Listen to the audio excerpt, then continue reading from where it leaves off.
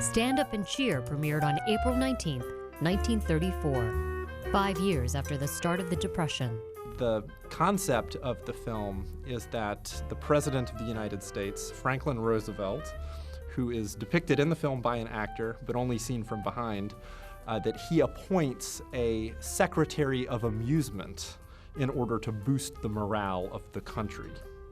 So what this does is it gives the film a sort of vignette-like structure where different musical and comedy acts audition for the Secretary of Amusement in order to go out and entertain America. The most memorable scene in Stand Up and Cheer was Shirley Temple's appearance. Who's that bunch of personality? I'm presenting her right now. Baby, take a bow. She comes out and sings a song and performs a tap dance routine with an actor named James Dunn, who was a big star at the time. He was a contract player at Fox. And Shirley Temple's dancing in that scene is absolutely phenomenal. Her and James Dunn dance in perfect synchronicity. And there were a lot of stars in Stand Up and Cheer, and the fact that Shirley Temple was seen as stealing the film was really impressive, considering that it was her essentially her screen debut. Shirley Temple was just 5 at the time. She had started taking lessons at Meglin's dance school at the age of 3, learning how to sing, dance, and act. And when she was signed by the Fox Film Corporation to appear in this movie, she didn't have time to learn a dance routine for the movie. So she did a dance that she had done previously, that she had learned at Meglin's, which she had already perfected. And so James Dunn learned the routine from her.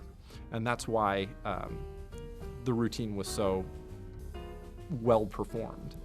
While Temple was shooting Stand Up and Cheer, Fox executives were so impressed, they signed her to a 2-year contract at $150 a week and began to think about creating feature films especially for her.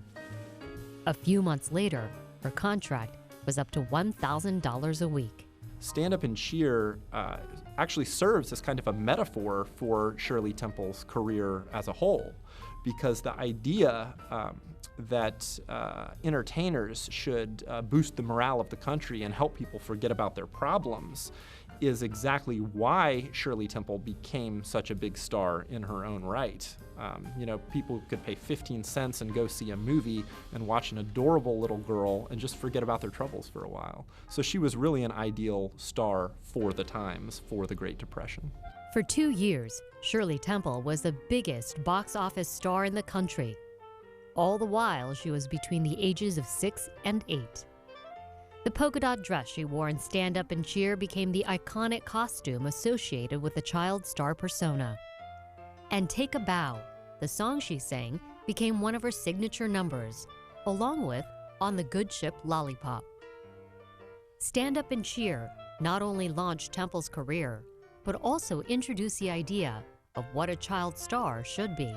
Shirley Temple is the epitome of a child star.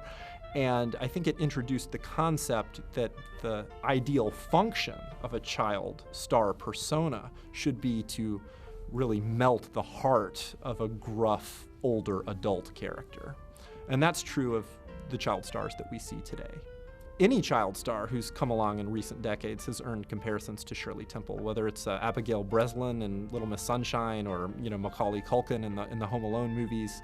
I think there's a sense that child performers are meant to be cute, they're meant to be adorable, and it's about the effect that she has on the adult characters, and it's about the effect that she has on the adults in the audience and how she melts their hearts as well.